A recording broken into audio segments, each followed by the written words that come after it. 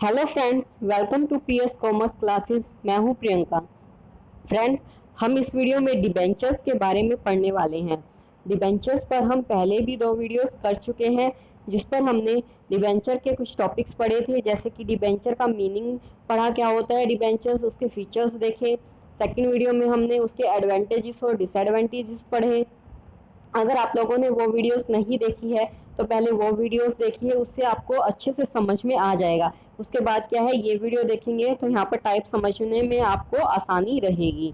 अगर आप वो वीडियोस देखना चाहते हैं तो इसी वीडियो में उन दोनों वीडियोस का भी लिंक आपको मिल जाएगा। और साथ ही सोर्स ऑफ फाइनेंस की और जो वीडियोस कराई हैं और जो टॉपिक्स कराए हैं, जैसे कि इक्विटी शेयर, प्रेफरेंस शेयर्स, उन सभी के लिंक भी आपको इसी वीडियो के डिस्क्रिप्शन बॉक्स में मिल जाएंगे। तो इस वीडियो में फ्रेंड्स हम डिबेंचर्स के टाइप्स डिस्कस करने वाले हैं। इंपॉर्टेंट रहेगी ये वीडियो, क्योंकि इंपॉर्टेंट टॉपिक है टाइप्स का। अलग अलग तरीके के डिबेंचर होते हैं, उन सभी के बारे में आज हम पढ़ेंगे। फ्रेंड्स, अगर आप लोगों ने अभी तक चैनल सब्सक्राइब नहीं किया है तो पहले चैनल सब्सक्राइब कर लीजिए। साथ ही एक बेल आइकन भी बना होगा, उसे प्रेस कर दीजिए ताकि मेरी सभी वीडियोस की नोटिफिकेशन आप लोगों तक पहुंच जाए। तो चलिए स्टार्ट करते हैं हम टॉपिक को, जो है टाइप्स ऑफ डिबेंचर्स। डिबेंचर्स किस किस तरह के होते हैं वो सभी हम डिस्कस करेंगे यहाँ पर। सबसे पहला जो होता है वो होता है रिडीमेबल डिबेंचर। रिडीमेबल डिबेंचर, जैसे कि नाम से ही पता चल रहा है, रिडीमेबल यानी कि जिसे रिडीम कर दिया जाता है।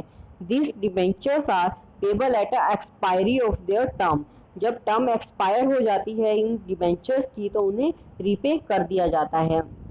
अब मान लीजिए कंपनी ने इशू किए डिबेंचर्स, उसने इशू कर दिए 5 साल के लिए। कंपनी ने कहा कि हमें 5 साल के लिए ही पैसा चाहिए है, तो हम रिडीमेबल डिबेंचर इशू कर देते हैं। 5 साल जब हो जाएंगे, हमारे पास फंड्स अवेलेबल हो जाएंगे, हमें लोन की ज़रूरत नहीं पड़ेगी, डिबेंचर्स की ज़रूरत नहीं पड़ेगी।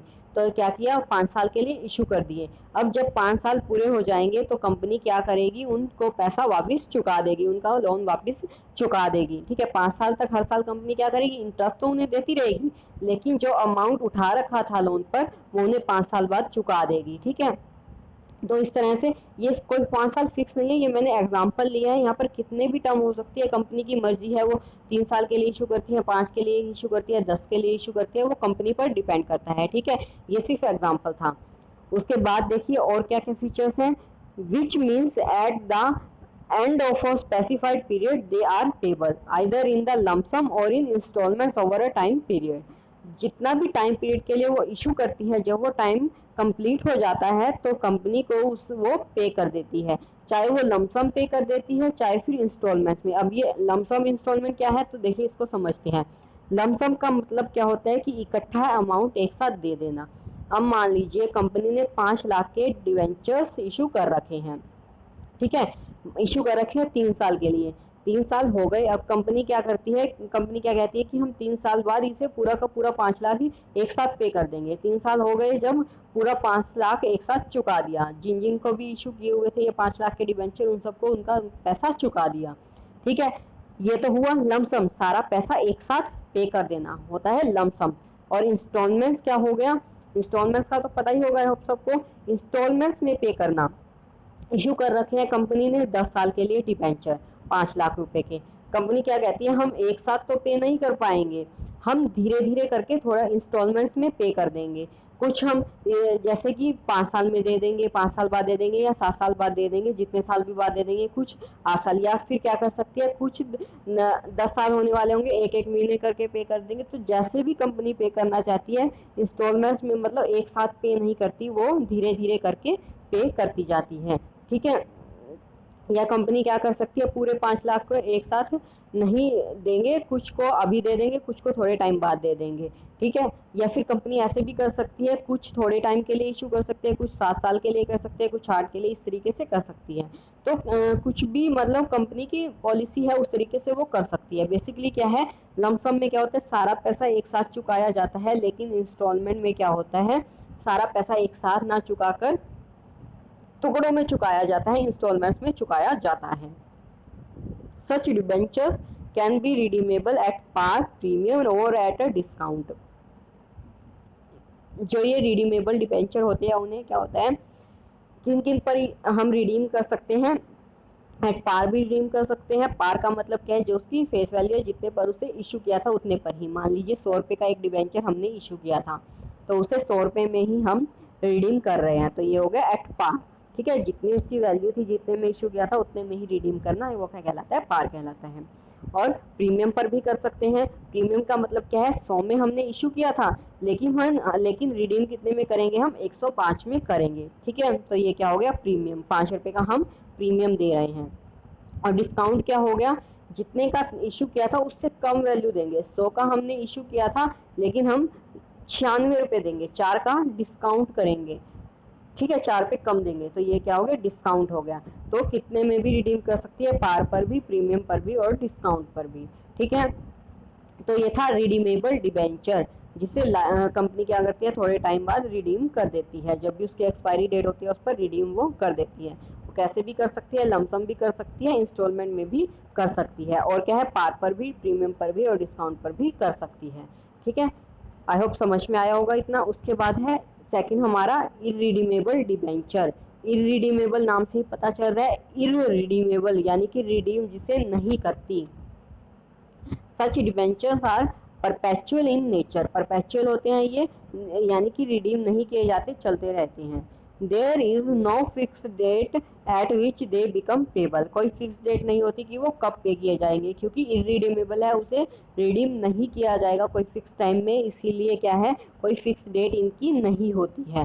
ठीक है, they are redeemable when the company goes into the liquidation process. कब रिडीम होते हैं, जब कंपनी लिक्विडेट होती है, जब कंपनी बंद हो रही होती है, तभी इनका पैसा चुकाया जाता है इनको। और they can be redeemable after an unspecified long time interval. और क्या है, काफ़ी लंबे समय बाद अगर कंपनी चुकाना चाहती है, कंपनी के पास पैसा आ गया है, फंड्स अवेलेबल हो गए हैं, तो कंपनी क्या है, लोन चुका देना चाहती है, क्योंकि क्या है, उन्हें इंटरेस्ट ना पे करते रहना पड़े उस पर। ठीक है, क्योंकि फंड्स उसके पास रखे हैं और वो धक्के में ही इंटरेस्ट भर रही है, तो इससे अच्छा क्या करेगी, वो उसे चुका देगी। तो क्या है, लंबे टाइम बाद उसे पैसा जब ज़रूरत नहीं है तो उन्हें चुका सकती है वो चाहे तो कंपनी। ठीक है, कोई ज़रूरी नहीं है कि कंपनी बंद होगी तभी देगी, लंबे टाइम बाद भी पैसा उनका वापस किया जा सकता है। लेकिन इसमें क्या होता है, बेसिकली कोई फिक्स डेट जो नहीं रहती है, जैसे कि रिडीमेबल में थी कि फिक्स डेट होती थी, ऐसे कोई फिक्स डेट इस पर नहीं मेंशन होती है। जब कंपनी के पास पैसा हो तब वो चुका देती है, बेसिकली ये है इसमें। ठीक है, तो ये रिडीमेबल और इरिडीमेबल में क्या था, समझ में आया होगा। रिडीमेबल में कुछ फिक्स टाइम बाद रिडीम हो जाते हैं, लेकिन इरिडीमेबल में नहीं होते, इनमें कोई फिक्स डेट होती ही नहीं है। जब कंपनी चुकाना चाहे जब चुका सकती है, अगर नहीं पैसा है तो कंपनी जब बंद हो रही है, जब इनको पैसा अपना वापस दे दिया जाएगा।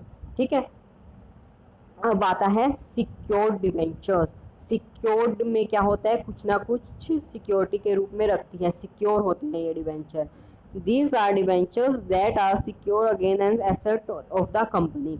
कोई ना कोई कंपनी की एसेट होती है जो कि कंपनी गिरवी रखती है ये वाले डिबेंचर इशू करते टाइम। ठीक है, this means A charge is created on such asset in case of default in payment of such debentures. इसका मतलब क्या है, कुछ ना कुछ एसेट गिरवी रखी जाती है, कुछ ना कुछ एसेट चार्ज पर रखी जाती है, ताकि कंपनी क्या है, डिफॉल्ट ना कर दे पेमेंट करने में, कंपनी लॉस में ना चली जाए। तो क्या है, डिबेंचर होल्डर को ये डर रहेगी उसका पैसा उसको वापस नहीं मिलेगा। तो क्या है, कंपनी कुछ ना कुछ एसेट गिरवी रखती है। तो इससे क्या होता है, अगर कंपनी लॉस में भी जा रही है, बंद भी हो रही है, तो भी क्या है, उस एसेट को बेचकर ये डिबेंचर होल्डर क्या है, अपना पैसा वापस ले सकते हैं। ठीक है, so in case the company does not have enough funds to repay such debentures, the said asset will be sold to pay such a loan।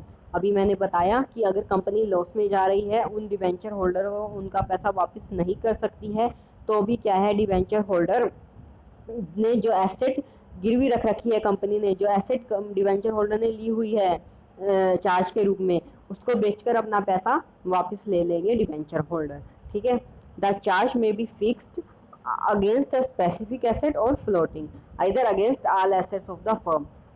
अब इसका क्या मतलब है, देखिए इसका मतलब ये है कि डिबेंचर होल्डर को जो चार्ज दिया जाता है एसेट का, वो कोई फिक्स्ड भी हो सकता है। फिक्स का मतलब यहाँ पर फिक्स एसेट नहीं है, फिक्स का मतलब एक पर्टिकुलर एसेट पर। अब मान लीजिए कंपनी ने क्या कह दिया, ये हमारी मशीनरी है, इसे हम चार्ज पर रख रहे हैं, या ये हमारा प्लांट है, इसे हम चार्ज पर रख रहे हैं। ठीक है, डिबेंचर होल्डर को ये चीज़ स्पेसिफिक दे दी कि इसलिए डॉक्यूमेंट ले लो, ये चार्ज पर हम रख रहे हैं। ये तो हो गया यहाँ पर फिक्स्ड। ठीक है, और फ्लोटिंग का मतलब क्या है कि कोई फिक्स है नहीं है, कंपनी की सारी एसेट्स की हुई हैं, मतलब कि कोई भी एसेट बेचकर सॉरी डिबेंचर होल्डर अपना पैसा वापस ले सकते हैं। कोई फिक्स नहीं है कि पर्टिकुलर ये वाली एसेट है यही गिरवी नहीं है, किसी भी सभी एसेट गिरवी किसी को भी बेचकर ले सकते हैं। जनरली ऐसा कम होता है, कोई पर्टिकुलर एसेट ही रखी जाती है। ठीक है, उसके बाद आता है अनसिक्योर्ड डिबेंचर्स।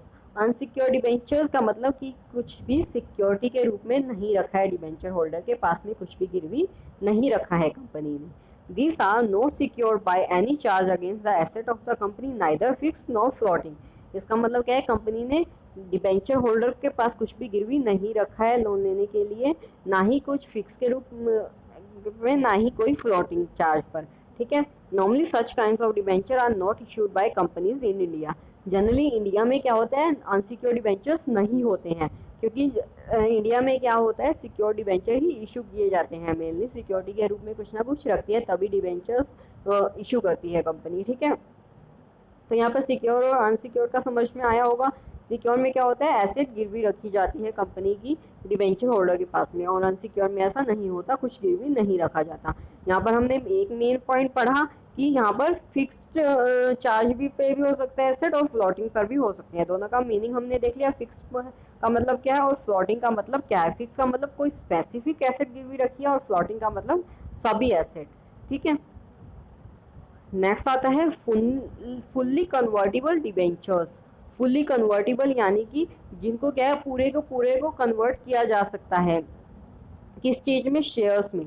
ठीक है, these shares can be converted to equity share, sorry these debentures आएगा यहाँ पर, ये गलत लिखा है, these debentures can be converted to equity share at the option of debenture holder. जो ये डिबेंचर्स हैं ये कन्वर्ट किए जा सकते हैं, पहले ऑप्शन दिया जाता है। अगर फुल्ली कन्वर्टेबल है तो पूरा ही उन्हें ऑप्शन दिया कि पूरे के पूरे वो अपने डिबेंचर्स हैं उन्हें इक्विटी शेयर्स में वो चाहें तो टाइम पीरियड के बाद कन्वर्ट कर सकते हैं। ठीक है, मेनली क्या है कि ऑप्शन दिया जाता है इक्विटी शेयर में कन्वर्ट करने का। कन्वर्टेबल का मतलब यही है कि इक्विटी में कन्वर्ट करने का ऑप्शन दे देना। अब यहाँ पर अलग अलग आ जाते हैं, फुल्ली कन्वर्टेबल, पार्टली कन्वर्टेबल, इस तरीके से। तो फुल्ली में क्या है, पूरे के पूरे कन्वर्ट कर सकते हैं। So if he wishes, then after a specified time interval, all his debentures आएगा, यहाँ पर शेयर्स की जगह लिख दिया है गलती से, यहाँ पर डिबेंचर्स आएगा। All his debentures will be converted to equity shares and he will become a shareholder। Fully में क्या होता है कि सभी के सभी डिबेंचर्स, अब मान लीजिए मेरे पास किसी कंपनी के 1000 डिबेंचर्स हैं, तो वहाँ पर मेरे को फुल्ली कन्वर्टेबल का ऑप्शन है, तो मतलब क्या, मेरे 1000 के 1000 में कन्वर्ट कर सकती हूँ इक्विटी शेयर्स में। ठीक है, तो यहाँ पर जितने शेयर्स है, सॉरी डिबेंचर्स है किसी के पास में, तो फुल्ली कन्वर्टेबल वो कर सकते हैं, वहाँ पर सारे के सारे वो इक्विटी शेयर में कन्वर्ट करना चाहे तो कर सकते हैं, और वो शेयर होल्डर बन सकते हैं, कंपनी के ओनर वहाँ पर बन सकते हैं। तो ये ऑप्शन दिया जाता है डिबेंचर होल्डर को। पार्टली में क्या होता है, पार्टली कन्वर्ट कर सकते हैं, पार्ट डिबेंचर्स का कुछ हिस्सा कन्वर्ट कर सकते हैं, सारे डिबेंचर वहाँ पर कन्वर्ट नहीं कर सकते हैं। Here the holder of such debenture are given the option to partially convert their debentures to shares। Partial कुछ हिस्सा डिबेंचर्स का जो है वो कन्वर्ट कर सकते हैं शेयर्स में। इसमें if he opts for the conversion he will be both a creditor and a share holder of the company. यहाँ पर क्या बेनिफिट हो जाता है, अगर वो ये ऑप्शन लेता है कन्वर्जन का, तो वो क्रेडिटर भी बन जाता है और शेयर होल्डर भी। ये कैसे, क्योंकि पार्टली कन्वर्ट करेगा। ध्यान रखिए, 1000 शेयर है मेरे पास, मेरे को पार्टली का कन्वर्ट करने का ऑप्शन है, इसका कुछ हिस्सा मैं कन्वर्ट कर सकती हूँ शेयर्स में। मान लीजिए मैं 40% कन्वर्ट कर सकती हूँ, मैं 400 शेयर कन्वर्ट कर लूँगी, या 50% कर सकती हूँ तो 500 कर लूँगी। तो इस तरह से कुछ हिस्सा मैं कन्वर्ट कर सकती हूँ। मान लीजिए आधे कन्वर्ट करने का मेरे पास ऑप्शन है, तो मैं क्या करूँगी, 1000 में से आधे मेरे हो जाएंगे 500 यहाँ पर कन्वर्ट करवा लूँगी मैं डिबेंचर्स शेयर्स में। लेकिन 500 तो अभी भी बच गए ना मेरे पास डिबेंचर्स, तो यहाँ पर मैं 500 शेयर्स हो गए मेरे पास, तो मैं शेयर होल्डर बन गई। 500 अभी भी डिबेंचर है मेरे पास, तो उस तरीके से मैं क्रेडिटर भी रही। तो यहाँ पर मैं दोनों हो जाऊंगी, कंपनी की क्रेडिटर भी हो जाऊंगी और शेयर होल्डर भी हो जाऊंगी। ठीक है, तो पार्टली में ये बेनिफिट हो जाता है, दोनों हो जाते हैं, शेयर होल्डर भी हो जाते हैं और क्रेडिटर भी हो जाते हैं। उसके बाद आता है non convertible debenture. Non convertible में क्या होगा कि कन्वर्ट कराने का ऑप्शन नहीं होगा डिबेंचर होल्डर के पास। सीधी सी बात है, नाम से पता चल रहा है। As the name suggest such debenture do not have an option to convert to shares और एनी काइंड ऑफ इक्विटी। इसमें क्या होगा, डिबेंचर्स वालों को ऑप्शन नहीं दिया जाता कन्वर्ट करने का, किसी भी तरह के वो इक्विटी में कन्वर्ट नहीं कर सकते हैं। This debenture will remain so till their maturity, no conversion will take place. ये जब भी मैच्योरिटी होती है डिबेंचर की तब तक डिबेंचर ही रहते हैं, किसी भी तरीके से इनको कन्वर्ट नहीं किया जाता है, कोई कन्वर्जन नहीं होता है। This are the most common type of debenture. Most common type यही है कन्वर्टेबल वाला। कुछ केसेस में दिया जाता है ऑप्शन, जनरली नॉन कन्वर्टेबल ही होते हैं। ठीक है, तो यहाँ पर समझ में आया होगा ये भी कन्वर्टेबल का मतलब क्या है और फुल्ली कन्वर्टेबल क्या होता है, पार्टली क्या होता है। फुल्ली में पूरे के पूरे डिबेंचर कन्वर्ट करने का ऑप्शन मिल जाता है, पार्टली में कुछ हिस्सा कन्वर्ट कर सकते हैं, वो पहले से ही मेंशन होता है कि इतना कर सकते हैं। ठीक है, और नॉन कन्वर्टेबल में कन्वर्ट नहीं कर सकते हैं। तो ये थे सभी टाइप्स। देखिए एक बार फिर से रिवाइज करेंगे हम। सबसे पहले हमने पढ़ा रिडीमेबल, जिसमें कि क्या है, कंपनी फिक्स टाइम पीरियड के लिए इशू करती है डिबेंचर को, उस फिक्स पीरियड में रिडीम कर देती है, डिबेंचर का पैसा वापस कर देती है। रिडीमेबल जिसमें कि लाइफ टाइम में रिडीम नहीं करती है कंपनी, इस पर क्या है, कोई फिक्स डेट नहीं होती है रिडम्पशन की। जब कंपनी के पास फंड्स अवेलेबल है तब वो कर देती है रिपे, अगर फंड्स अवेलेबल नहीं है तो लिक्विडेशन के टाइम पर रिपे किया जाएगा। उसके बाद सिक्योर डिबेंचर है, जिसमें क्या होता है, कुछ ना कुछ सिक्योरिटी के रूप में कंपनी रखती है, अपनी एसेट चार्ज पर रखती है डिबेंचर होल्डर के पास। अनसिक्योर्ड जिसमें कुछ भी कंपनी की एसेट गिरवी नहीं रखी जाती है। फुल्ली कन्वर्टेबल डिबेंचर यानी कि जिनको ऑप्शन देती है कंपनी की वो अपने डिबेंचर्स को इक्विटी शेयर में कन्वर्ट कर सकते हैं, और फुल्ली वाले क्या कर सकते हैं, अपने पूरे के पूरे डिबेंचर्स को चाहे तो इक्विटी शेयर में कन्वर्ट कर सकते हैं। पार्टली कन्वर्टेबल में क्या है, कुछ डिबेंचर्स को शेयर्स में कन्वर्ट कर सकते हैं। और नॉन कन्वर्टेबल में क्या है कि डिबेंचर्स को शेयर में कन्वर्ट नहीं कर सकते हैं, डिबेंचर ही रिडीम किए जाएंगे, जब भी रिडीम किए जाएंगे उसकी मैच्योरिटी डेट पर, कोई कन्वर्जन यहाँ पर नहीं होता है। ठीक है, तो यही थी सभी टाइप्स। यहाँ पर हमारे टॉपिक जो है डिबेंचर के कंप्लीट होते हैं। अगर आपको वीडियो अच्छी लगी है तो लाइक कीजिए, कमेंट करके मुझे बताइए, जिससे मुझे मोटिवेशन मिले, मैं और अच्छी वीडियोस आपके लिए ला सकूं। और अपने फ्रेंड्स के साथ शेयर कीजिए, सभी के साथ शेयर कीजिए, ताकि ज़्यादा से ज़्यादा लोगों को जो है इस वीडियो का बेनिफिट मिल सके। Thank you so much.